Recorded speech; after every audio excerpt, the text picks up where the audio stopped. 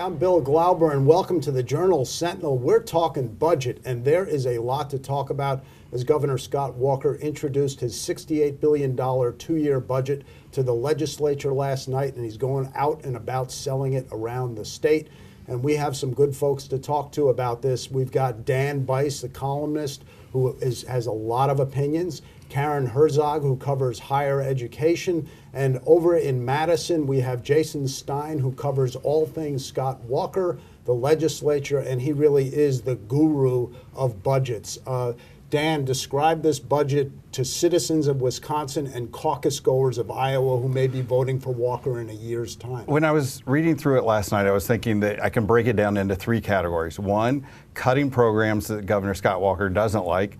Two, borrowing for things he does like the Bucks Arena and the highway construction. And three, privatization, a privatization scheme for public schools and for the higher education system. But to tell you the truth, those things aren't what's on my mind today. This morning it came out. Not? No, but what came out today was what Walker's trying to do to the mission statement for the UW system. It's just amazing. He wants to eliminate the Wisconsin idea, something that's been around for decades. No, I think it's 100 years. Yeah, more than well, decades, 100 years. And he also wants to eliminate the line, basic to every purpose of the system is the search for truth. It's just stunning to me. You know, there's all this talk about Governor Walker and his lack of a college degree, the fact that he's a college dropout. You know, that's not center and at the center of everything for me, but when he starts doing stuff like rewriting the mission statement, it sort of pushes that issue to the center. Is this something you should be doing if you are running for president? And of course, he's not a college graduate, as you know. So. Yeah, he's 30-some credits short of a college degree. So, you know, it's just amazing to me that this is something that he decided to do in the budget bill. Someone who several years ago told us that he would put only fiscal issues in the budget is now rewriting the mission statement for the UW system in the budget bill. Well, it is extraordinary. Karen, we have some questions. CC of Wisconsin has a question that sort of dovetails off what Dan is saying. I think that Governor Walker's budget diminishes the quality of life in Wisconsin. His UW system cuts threaten the state's economic development.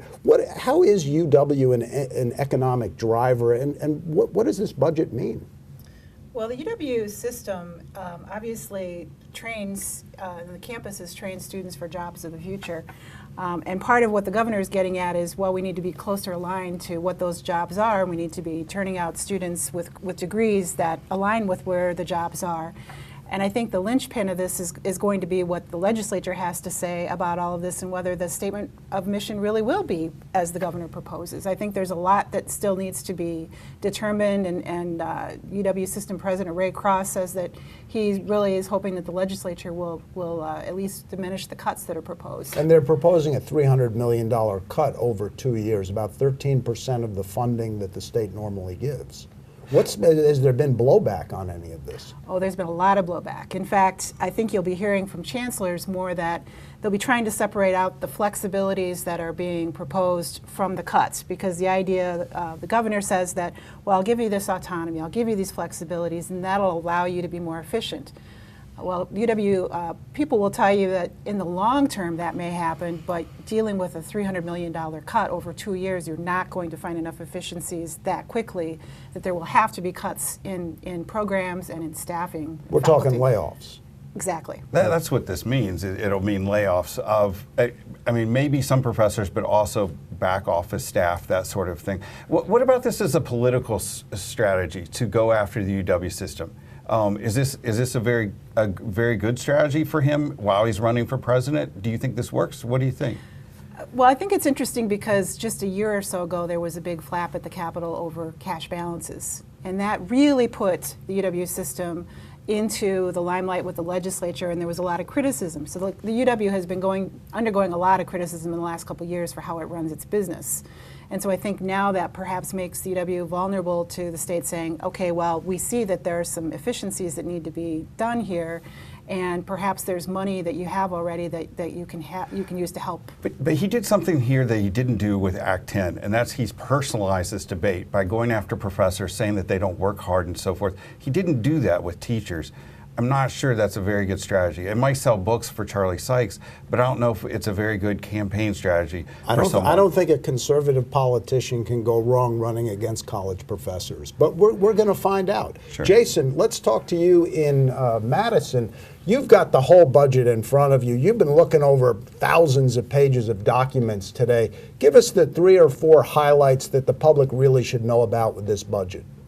Well, you've got a budget that was out of balance, that had a shortfall that needed to be bridged. And so what the governor's done, besides the university cuts, is he's sought to hold property taxes at the local level and public school spending flat, and then at the same time expand taxpayer-funded private voucher schools. And the way he does that in this tough budget is by using the existing funds that would have otherwise gone to public schools in those areas. And Jason, what's been the initial reaction at the Capitol, both last night and this morning? What are you hearing from legislators?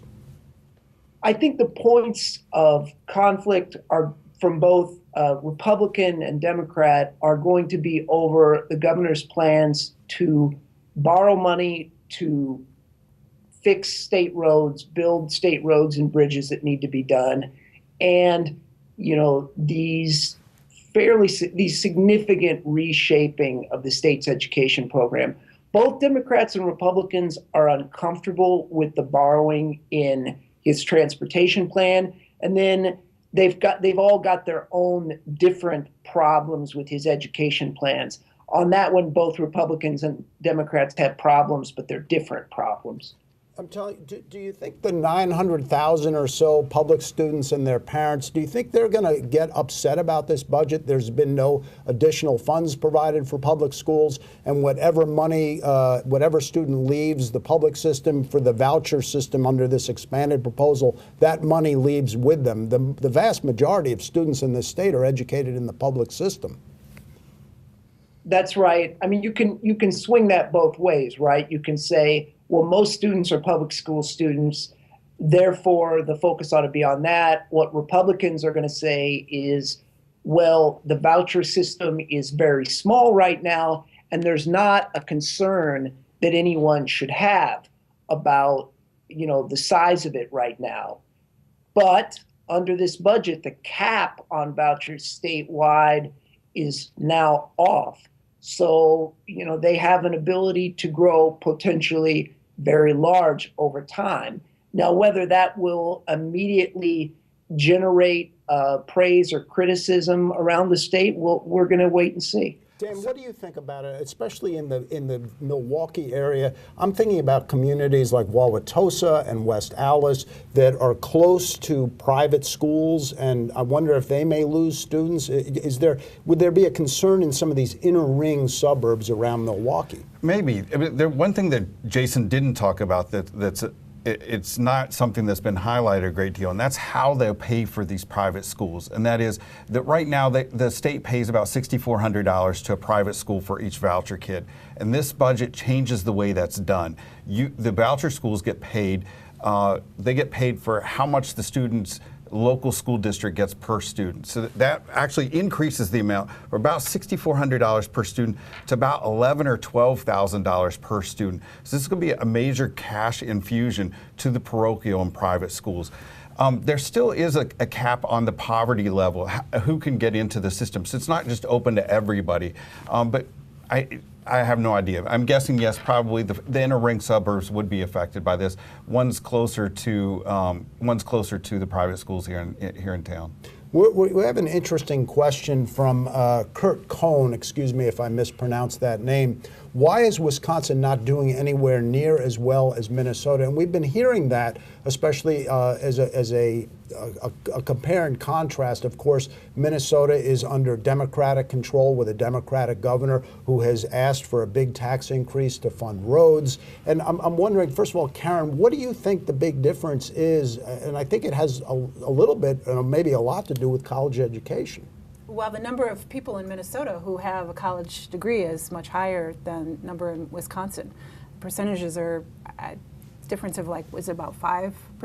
Yeah, it's little almost bit a more? third in Minnesota, and it's around a quarter of the population here. And Jason, from a public policy standpoint, or even just a business standpoint, what stands out to you between Minnesota and Wisconsin?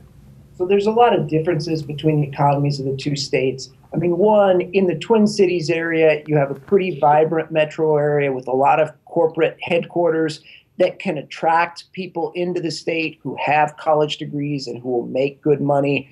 You know, in Wisconsin, we have a metro area, Milwaukee, that is not as vibrant, that's a little more of an anchor on the state. You know, we have aging industries like paper up north. And so, you know, when you talk about why is one state doing well and another state doing poorly, you do have to look beyond just state governments. State governments are very important, but they're just one among a whole constellation of factors. I know there is a big high-tech industry in Minneapolis and all those corporate headquarters. It does make a big difference. Northern Fishman, who seems a little bit angry, has asked two questions, and it's okay. When and how did lying about a deficit and being at or near the bottom of the nation, not just in the Midwest, in job growth, wages, economic outlook, and new business growth become a success story? And then two, when will the JS start reporting on his actual record, we presume the governor, and stop acting like Fox News in print? Dan, I'll throw that one to you. Why did you throw this one to me? It is interesting. Obviously, you know, what I'm interested in is how the governor is trying to balance putting together a budget that's aggressive and fits with conservative principles, while at the same time he's running for president. I was a little surprised last night at the lack of details in his speech.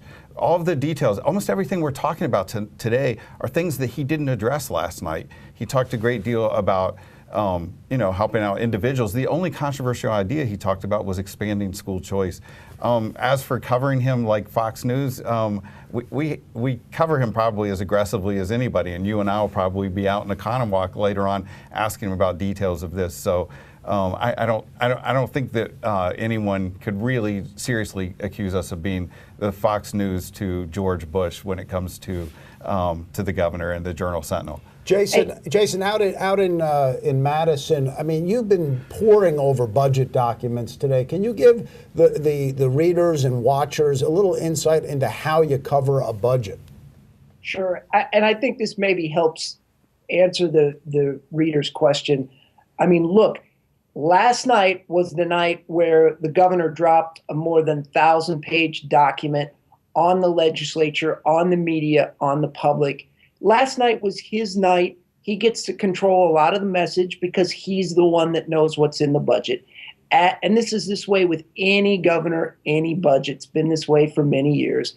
As people pour through the document in the coming days, we're going to have more perspectives, more fresh information, you know, and people will counter on various sides of the debate, will counter what the governor says. So just stay tuned. You know, what struck me last night in that speech is he spent the opening 5 minutes discussing his wife, his kids, his parents, Delavan, what his first job was, that he worked at McDonald's. I think people in Wisconsin all know that, and I think those 5 minutes were devoted in telling his story nationwide. And I thought it was just a little strange in that setting that he would do that. It is a budget speech, and the one issue that is a major issue here in Milwaukee that he didn't bring up in the budget speech, there's a building, right, that he wants to build. But, you know, I don't think he's talking to America, because I don't think people in Massachusetts are saying, I wonder what the governor's saying over in Madison on this. He's talking to the National Press Corps. He's trying to create a narrative about who he is. And I think just like his speech in Iowa, that wasn't a speech to America. It was a speech to a National Press Corps, which bought into it and thought it was a tremendous speech. So that's a big thing. But you're right. Throughout the whole thing, I was asking on Twitter, when is he going to bring up the Bucks Arena? And the answer turned out to be never. He never brought it up. So, but you know, it's a plan in which he's dealing with Milwaukee. A lot of out-of-state legislators aren't fond of Milwaukee. And then secondly, it involved borrowing, another unpopular plan. So those are the two reasons probably that he didn't bring it up. I gotcha. Jason, this is a question I think for you because only you will understand it, but it is important.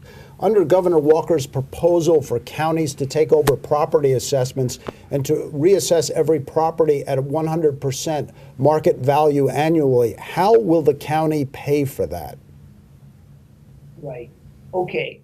So what this is... The assessors are now asking questions. This is the process where you figure out what each home and business is worth, right? And we've all had that experience where somebody comes in, they reassess your home, and your property taxes go up. Or if you're me, and maybe there are lucky people out there where they go down. But anyway, what he's talking about is consolidating this work from the many, many small municipalities we have around Wisconsin to counties to make it more uniform and more efficient. You know, there have been a lot of concerns raised, including in our newspaper, about how different properties get assessed, but people also like their local control, and they like to have things like their taxes under the control of very local government in Wisconsin. So I'm sure there'll be a lot of back and forth about that one. I think it's actually interesting, and like your assessment, Bill, it's probably going to be incomprehensible to a lot of the public. It is an interesting point. Actually, I don't think it's interesting. I don't care at all who's actually doing it. I just want to know if my bill's going up or down. Like a lot of his other proposals where he's merging this little agency with this other agency, he makes it sound like it's incredibly important, but frankly, a lot of that is like shuffling cards. I mean, it's just not very meaningful to me when he's explaining that he's going to merge WIDA with WEDIC. Okay, great, terrific. We have a question about drug testing, and I know, Karen, you covered and have covered public health. And the question is that now that the governor has stated his intentions by way of his bullet point agenda, can you please share the timeline on when such notions as drug testing, the disenfranchised might look like? What sort of obstacles lie in front of Walker to make this real? Obviously, the questioner is getting at the drug testing of able-bodied adults who would be receiving public benefit.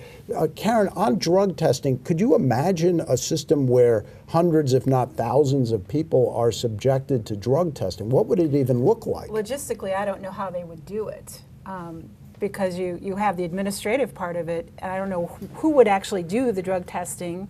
First of all, it would likely be private contractors that the state would contract with. I mean, I think over the next several weeks, we'll get more details about this proposal. I mean, right now, we still don't know how much it would cost, how much it would save, you know, what kind of treatment people testing positive would get. So there's a lot of questions. We're years and years and years away from this, because this thing will be, if it passes, it'll be heavily litigated. So, I mean, it'll be interesting to see what the details are, but is it going to happen? Who knows? It's not going to be the legislature that decides whether this happens or not. It's going to be a court. And Jason, I believe this is lost in the courts every time that it's gone there, has it not? You know, the governor is talking about lots of different programs here. He's talking about unemployment, food stamps, Medicaid. You know, Medicaid, like Badger Care Plus, it's never gone to the courts, to my knowledge. Other things like food stamps, no state has ever even done it, so it's never gone to the courts. Certain other things like unemployment or welfare, yeah, it's been to the courts. Yeah, it's gotten, you know, proposals in other states have gotten skin back. So, I mean, the long and the short answer is it'll be tough to do. Stay tuned. You know, food stamps is interesting that you bring it up because, you know, thousands, if not tens of thousands of people who never would have thought they would have been on food stamps had to go on food stamps during the height of the Great Recession. And so that one, you know, people can move in and out of that program. So drug testing for food stamps or food share, you know, that's different, as you state, as opposed to some of these other programs. This is an education question. The governor listed how well our K through 12 schools were doing when defending previous education cuts and Act 10. He listed the ACT scores, the reading improvement. with that being said, why are he and the Republicans so eager to expand enrollment in private schools via vouchers? I think I already know the answer to this, but I'd like to hear your thoughts. And Jason, you're out there closer to the legislators who have been in touch with this voucher movement. Maybe you can also explain the lobbying that goes on. There are some big movers and shakers who are behind this. Can you explain it? Sure. I mean, there's ideological reasons and there's dollars and cents reasons, right? For everything that happens in the Capitol, this is no different. The governor believes in kind of consumers having choices or parents having choices for their students. His opponents are mostly, include, public school teachers unions, folks like that. Thanks for bearing with us and coming back. We had a little technical difficulties, but we've gotten it sorted out. One thing we wanted to talk about was school choice, and there's some real big players on the side of school choice. And Dan, you know a bunch of them. I know them too. But what Jason just discussed some of them, and on the one side you have the Bradley Foundation, Michael Grebe, who's the head of it, who's the campaign chairman for Scott Walker, Scott Jensen, the former Assembly Speaker, who's also big on that side. And then on the other side, you have WEAC, obviously the biggest, most powerful union in the state. So those are the big players who are going to be involved in this. It is interesting. The another UW question. We're getting a lot of UW questions. You'd think UW would figure out they should just send the marching band around the state to make the case for them, but. Who knows? But one thing that I've not heard discussed about the proposed changes to the UW system is with the state maintaining ownership of the physical plants with the university paying rents. I don't know if that's the case, but coupled with the policy change in the last budget cycle, does this open the door to the campuses being tenants of private holders? I have many concerns about this prospect. Are they going to sell these campuses or not? That's a really good question, and that's the devil's in the details, and I really don't know exactly how that's going to work out. It's going to take a couple of years just to set up a public authority if that in fact happens. And you've got to also have questions about debt service and bonds, issuing of bonds, and I think the idea is that they would be able to do that. I really don't know the answer as to how that's all going to shake out. UW really does seem that it is in a vice, the entire system, because they're facing big cuts. They cannot raise tuition. Which is an important thing. Yeah. I mean, this whole thing where you mentioned flexibility, the governor mentioned flexibility. Everybody talks about flexibility, but for the next 2 years, there is no flexibility on tuition, which happens to coincide with the time that he's also running for president. Well, I think there is some flexibility in tuition if you want to talk about non-resident tuition and tuition for professional schools. You're going to see that go up right away. I would say within the next month or two, the Board of Regents will take that up. And of course, that's not going to fill in the gap that you're going to have, but it's one little bit of flexibility that they have over tuition. In fact, the UW had tried to negotiate with the governor a one-time, maybe $200 million allocation to help them fill that gap until they have full tuition authority. Now that language lets me, gives you the sense that tuition is going to go up as soon as they have that authority. And if you think about it, in past budget cuts, there hasn't been a tuition freeze. They've been able to fill in with a higher tuition if they lost state But that's funding. not until 2017, 2018. So that's And it could still change. The legislature can change it. Just like the governor's borrowing stuff. This is all pushing the financial issues down the road past when he's finished running for governor, running for president, or if he's moved up to a higher office. It's an interesting question that's come in from a fellow named David about, is any direction being given to UW on how to deal with the $300 million budget cuts? And he also says, while Walker's opponents are decrying the numeric budget cuts, it seems that a system that has money for such what he says absurd programs as peace studies degree in Superior should be able to cut the fluff. Who wants to hire a person with a degree in peace studies anyway? And they should be able to cut, as he says, cut the fluff without harming this world-renowned university system. What do you make of that? Do you think there's going to be a push to cut programs like that? Absolutely, there's going to be a push. What happens ultimately is going to be interesting to see, because then you get at the whole heart of what is a university education supposed to give a person. And some of those liberal arts classes, if you talk with CEOs, they'll say, well, I want my future employees to have some of these soft skills, creative thinking, problem solving, teamwork, all of these things that you pick up in a liberal arts education. And there are plenty of CEOs who have history degrees. So I think there definitely will have to be program cuts. I think they'll be looking at shared programs, that some of the regional universities around the state will be sharing programs. They'll be having transfer agreements so their students can move from one campus to another to finish a degree based on what that campus has already. Well, you know, Robin Voss and the governor's approach to education seems to be very utilitarian, including this mission statement where they've inserted that the purpose of the system is to meet the state's workforce needs. You're talking about the humanities. There's something that runs directly counter to that utilitarian purpose, that you're supposed to develop the person, and you don't get that much of a sense from what you're talking about. And as you try to shape and reshape these programs, does that get lost as part of the process? Well, that whole workforce development theme not only runs through UW, but also if you look at the tech colleges and what's proposed for them, for the Department of Workforce Development, identifying what are the high demand fields. But there's a huge difference between the tech schools and the University of Wisconsin system. But it's the same language. Workforce development is kind of worked into both of them. With the Big Ten, there's been this emphasis on the Big Ten is different from some of the other public schools. You know, the issue with Gary Anderson, the football coach, he left because the standards were too high. I mean, it's interesting that you have that happening at the same time as we have this reshaping of the mission of the UW system. I mean, would people just be satisfied with just having a football team instead of a university? I just people don't know. Meaning what? I think people have a sense of. People in Wisconsin, I've been here 23 years, people feel a sense of ownership with the UW system. And I'm not sure that the governor has a very good understanding of that right now. But I mean, as you said, the devil's in the details. The public authority will have to be able to maintain that at the same time as they're reshaping the system. Jason, out there in Madison, you know, there are a lot of legislators who've gone to the UW system, whether UW La Crosse, there's the whole UW Whitewater political mafia that exists out there, and of course Madison. What do you think the reaction is to this? Well, look, let me give you a bit of perspective here. I mean, there's a reason that governors as different as Jim Doyle and Scott Walker have made, you know, cuts of $250 million to the university system to handle budget cuts.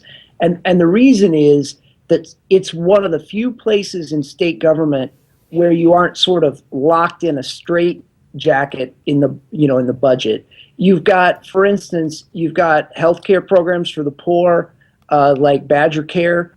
To change those programs, you got to go to the federal government and get, you know, a mother may I. You know, if you cut them, you lose 60 cents in federal money for every 40 cents you cut here. You know, a lot of other programs like prisons, local governments, local schools are difficult to cut. And so historically, you know, people in this state capitol time and time again have come back to the university. Why do this now? Other states are actually adding money to their university systems. Why do you think he's decided to go in a different direction? Well, because those states have surpluses and we don't. You know, we had a surplus last spring, and our elected officials, the Republican-controlled legislature and Governor Walker, made a policy decision to lower people's property taxes.